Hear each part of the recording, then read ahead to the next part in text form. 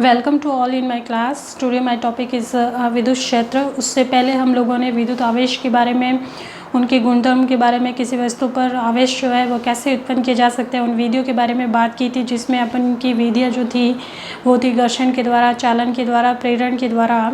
और उसके बाद हमने कूलाम के नियम के भी बारे में बात की थी कि दो आवेशों के मध्य लगने वाले बल को उसने परिभाषित किया गया था, और हमने उसके सदिश निरूपण की भी बात की थी। इसके बाद जो ये सारे टॉपिक हमारे लास्ट वीडियोस में हो रखे हैं, और आपको नेक्स्ट ये जो टॉपिक है विद्युत क्षेत्र, उसको समझने के लिए उन टॉपिक का आपका क्लियर होना बहुत ही ज़रूरी है। तो अब जब बात हो रही है कि विद्युत क्षेत्र को आप लोग जो है एक इलाके के रूप में जान सकते हैं कि विद्युत क्षेत्र मीन्स इलाका। अब इलाका किसका, कि भाई अगर कोई आवेश यहाँ पे स्थित है तो इसकी वजह से इसके आसपास का प्रभावशील क्षेत्र जो है, जहाँ तक ये अपना प्रभाव दर्शा सकता है, वो इसका क्या कहलाएगा, विद्युत क्षेत्र कहलाएगा। इसके आसपास का ये जो क्षेत्र है जहाँ पे ये आकर्षण और प्रतिकर्षण बल लगा सकता है, वो उसके आसपास का ये पूरा जो क्षेत्र है ये क्या कहलाएगा, इसका विद्युत क्षेत्र कहलाएगा। अब इस प्रभावशील क्षेत्र को पहचानेंगे कैसे, तो इसके लिए इन्होंने क्या किया, Q0 एक परीक्षण जो है बिंदु आवेश इन्होंने लिया,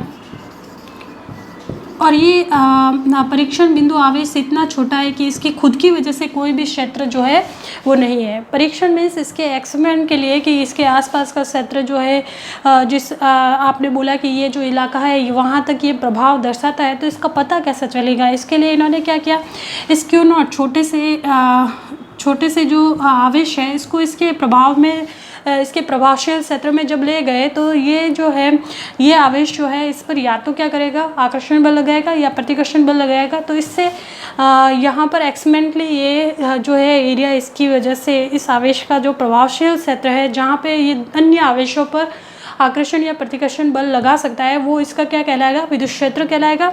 इसको अगर परिभाषा के रूप में देखा जाए तो आप इसको ऐसे लिख सकते हैं कि विद्युत आवेश के कारण इसके आसपास के प्रभावित परिवेश को क्या कहा जाएगा, विद्युत क्षेत्र कहते हैं। ये तो एक परिभाषा हो गई, और ऊपरी तौर पर आपने इसको बोल दिया कि इसके आसपास का जो इफेक्टिव, इसकी वजह से जो प्रभावशील या इफेक्टिव एरिया है उसको आपने विद्युत क्षेत्र बोला है। आप इसको फॉर्मूले के रूप में कैसे लिखेंगे, तो उसके लिए जो फॉर्मूला दिया गया वो ये दिया गया, विद्युत क्षेत्र बराबर विद्युत बल बट्टा परीक्षण बिंदु आवेश। तो इसकी जो फॉर्मूले के रूप में या सूत्र के रूप में जो दिया गया वो ये दिया गया कि विद्युत क्षेत्र बराबर विद्युत बल बट्टा परीक्षण बिंदु आवेश। परीक्षण बिंदु आवेश पर जो बल लगेगा वही उसका क्या कहलाएगा, विद्युत क्षेत्र कहलाएगा। जब इस परीक्षण बिंदु आवेश को आप इसके क्षेत्र में रख रहे हैं, तो ये इसके ऊपर जो बल लगाएगा वही उसका क्या कहलाएगा, इस आवेश का क्या कहलाएगा, विद्युत क्षेत्र कहलाएगा। विद्युत क्षेत्र को अंग्रेजी के ई अक्षर से दर्शाया जाता है। विद्युत बल को हम लोग पहले ही पढ़ चुके हैं, इसको एफ से दर्शाया जाता है। परीक्षण बिंदु आवेश को किससे दर्शाया गया, Q0 से। अब आपको पता है कि बल जो है वो कैसी राशि है, सदिश राशि है, तो ई जो है वो भी कैसी राशि होगा, सदिश राशि होगा। साथ ही में आप यहाँ से ये अगर यहाँ पर इसका मान जो है 1 कूलाम लेते हैं, तो आप इसकी परिभाषा में को कैसे बोल सकते हैं कि 1 कूलाम आवेश पर लगने वाला विद्युत बल जो है उस आवेश की वजह से विद्युत क्षेत्र को दर्शाता है। आप इसकी फॉर्मूले को देखकर इसकी परिभाषा आसानी से बना सकते हैं कि इकाई धनावेश पर लगने वाला जो विद्युत बल है वो उसके विद्युत क्षेत्र को परिभाषित करता है या विद्युत क्षेत्र के बराबर होता है। तो ये इम्पोर्टेंट आपका फॉर्मूला है जो आपको पता होना चाहिए कि ये बराबर क्या होता है, F/Q0। अब ये यहाँ पे आपको ध्यान रखना पड़ेगा कि Q0 जो है ये परीक्षण धनावेश है या परीक्षण बिंदु आवेश है, न कि ये खुद Q है। समझ आई बात, इसकी वजह से है, तो ये जो क्षेत्र है वो इस Q की वजह से, न कि Q0 की वजह से। Q0 तो अपने आप में बहुत ही छोटा जो आवेश है, और इसकी खुद की वजह से कोई विद्युत क्षेत्र हम लोग नहीं ले रहे हैं यहाँ पे। तो ये हो गया। इससे से नेक्स्ट अपन इसका मात्रक भी निकाल सकते हैं, क्योंकि आप सब लोग जानते हैं कि F का जो मात्रक है वो क्या होता है, न्यूटन। Q0 का जो मात्रक है वो क्या है, कूलाम। तो यहाँ से अपन इसका मात्रक लिख सकते हैं कि ई जो विद्युत क्षेत्र है उसका मात्रक हो गया न्यूटन पर कूलाम। और विमा भी जो है इसकी बनाई जा सकती है, कैसे भी, क्योंकि आप सब लोग जानते हैं कि बल बटा क्या है, कूलाम। आप सब लोग जानते हैं कि बल जो है, बल का जो विमा है वो क्या होता है, बताइए आप सब लोग। बल का विमा जो है किस तरह से लिखा जा सकता है। आप यहाँ पे फॉर्मूला देख रहे हैं, E बराबर F/Q0, जहाँ पे बल का जो विमा है वो क्या होता है भाई, m1 L1 T⁻², और कूलाम या ये हो गया आपका आवेश। आवेश का मात्रक क्या होगा, A1 और T1, सही है ना। तो यहाँ से मैं इसको इस तरह से लिख सकती हूँ, m1 L1 A⁻⁻1 और T की पावर क्या हो जाएगी, -3। तो इस तरह से आपको विमा के लिए भी पूछा जा सकता है कि E की जो विमा है वो क्या होगी। तो ये जो है इसकी विमा को दर्शा रहा है। E की विमा जो है वो क्या है, m1 L1 A⁻⁻1 T⁻−3। अभी जब हमारा टॉपिक है विद्युत क्षेत्र, बिंदु आवेश के कारण विद्युत क्षेत्र, उससे पहले आप लोगों को एक चीज़ और पता होनी चाहिए कि +Q आवेश जो है उसकी वजह से जो विद्युत क्षेत्र होगा वो त्रिज्यीय रूप से केंद्र से बाहर की ओर होगा। इसकी वजह से जो विद्युत क्षेत्र होगा उसकी दिशा जो है वो त्रिज्यीय रूप में रेडियली जो है क्या होगी, आउटवर्ड होगी। इसकी जगह आप अगर धनावेश की ऋणावेश की बात करेंगे, जिसके द्वारा उत्पन्न जो विद्युत क्षेत्र है उसकी दिशा जो है वो त्रिज्यीय रूप से केंद्र की ओर होगी, रेडियली जो है इनवर्ड रूप में होगी। तो ये दोनों ही जो चीज़ें हैं वो आप लोगों को इनकी दिशाओं के बारे में, इसकी वजह से जो विद्युत क्षेत्र होगा उसकी दिशा जो है वो बाहर की ओर होगी, और इसकी वजह से जो विद्युत क्षेत्र है वो किस ओर होगा, केंद्र की ओर होगा। तो ये दोनों चीज़ें आपको पहले जो है आपको पता होनी चाहिए। नेक्स्ट, जब बात हो रही है बिंदु आवेश के कारण विद्युत क्षेत्र की, तो इसके लिए हमने क्या किया, एक बिंदु A पर +Q आवेश लिया। तो इससे r दूरी पर एक बिंदु P है जिस पर हमें विद्युत क्षेत्र का मान ज्ञात करना है। तो आपको पता है कि यहाँ पे कैसा आवेश आपने लिया है, +Q आवेश लिया है। तो इसकी वजह से इस बिंदु पर जो विद्युत क्षेत्र की दिशा होगी वो कैसे होगी, केंद्र से बाहर की ओर होगी। और इसी दिशा में जो एकांक सदिश है उसको मैं निरूपित कर रही हूँ किससे, r से। इसकी दिशा में जो एकांक सदिश है उसको मैं निरूपित कर रही हूँ किससे, r से। अब हमने इस बिंदु P पर, चूँकि इसकी वजह से विद्युत क्षेत्र और विद्युत क्षेत्र को मापने के लिए हमेशा हम लोग क्या लेंगे, परीक्षण धनावेश लेंगे, जिसका परिमाण जो है वो बहुत ही कम होता है, और इसकी खुद की वजह से विद्युत क्षेत्र जो है वो एक तरह से मान सकते हैं होता ही नहीं है। तो यहाँ पर अब हमें ये भी पता है कि अगर ये धनावेश है तो इस धनावेश पर ये क्या लगाएगा, कूलाम बल लगाएगा। और कूलाम बल के लिए हमारे पास में फॉर्मूला पहले से है, जो हम लोग जानते हैं क्या होता है, Q0 अपॉन इनके बीच की दूरी कितनी है भाई, r²। जहाँ पे Q जो है वो ये इसका परिमाण, Q0 जो है ये जो परीक्षण धनावेश लिया उसका परिणाम, r क्या है इनके मध्य की दूरी, और ये जो है इसका क्या हो गया, सदिश निरूपण हो गया।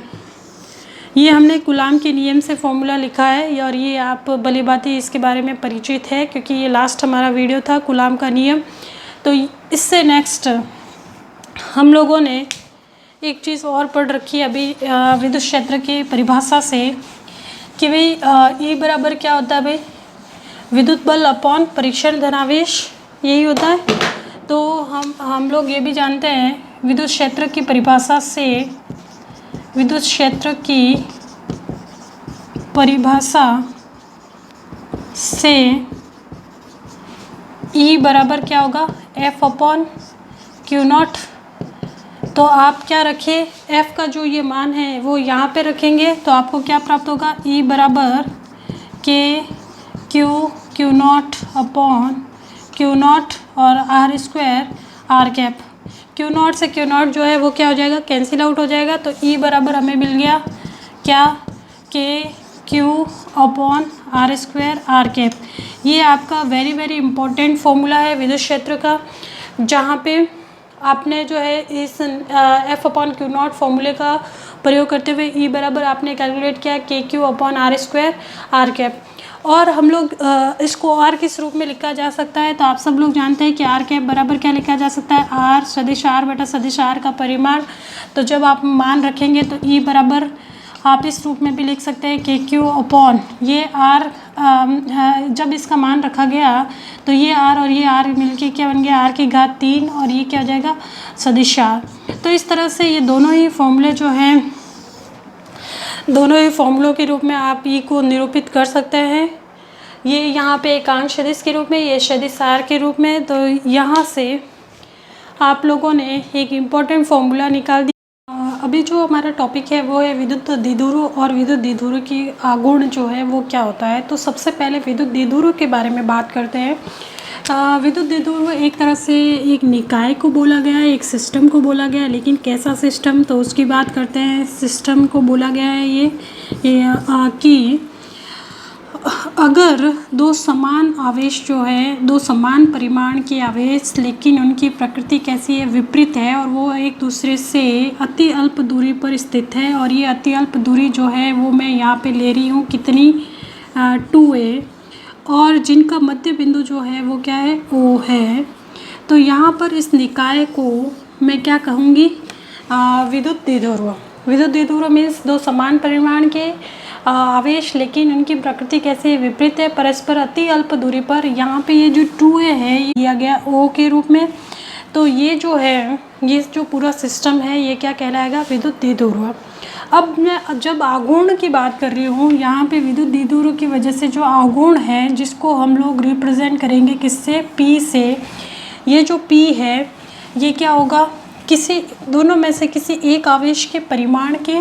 तो मैं इसके परिमाण को अगर रिप्रेजेंट करना चाहूँ तो Q से रिप्रेजेंट कर रही हूँ। आप देख रहे हैं इसको भी +Q से, इसको -Q से। तो इसके परिमाण को मैंने यहाँ से Q से रिप्रेजेंट किया। और इनके मध्य की दूरी के गुणनफल के रूप में लिया जाता है। और ये जो है कैसी राशि होता है, सदिश राशि होता है। आघूर्ण जो है वो कैसी राशि है, सदिश राशि है।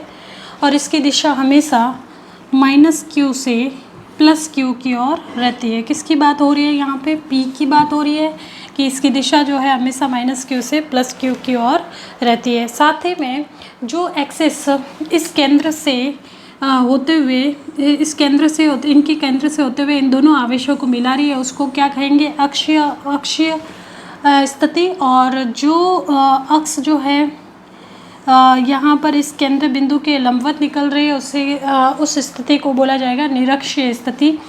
तो अभी हमारा जो नेक्स्ट टॉपिक है वो ये है कि इस द्विध्रुव की वजह से अक्ष पर स्थित किसी बिंदु पर विद्युत क्षेत्र का मान निकालिए, या इस द्विध्रुव की वजह से निरक्ष पर स्थित किसी बिंदु पर विद्युत क्षेत्र का मान निकालिए।